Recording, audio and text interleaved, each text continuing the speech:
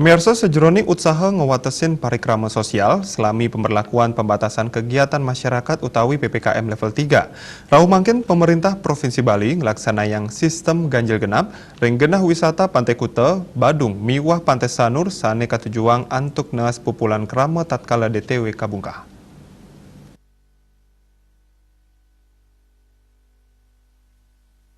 Manut Sekretaris Satgas Percepatan Penanganan COVID-19 Provinsi Bali Imade Rentin, ugar-ugar puniki mungguh ring surat edaran Gubernur Bali nomor 16 warsa kali tali selikur indik pemberlakuan pembatasan arus lalu lintas menjalaran sistem ganjil genap ring wewidangan wisata Bali.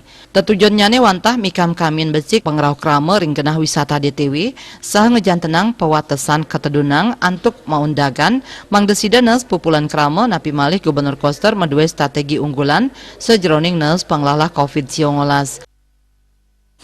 Perhubungan intinya adalah penerapan kebijakan ganjil genap itu ingin mengurai kerumunan, jangan sampai dibuka berbagai DTW, justru sebaliknya memunculkan kerumunan terjadi, potensi penyebaran akan terjadi. Oleh karena itu, sekali lagi dua strategi utama Pak Gubernur adalah prokes diutamakan, capaian vaksinasi dioptimalkan.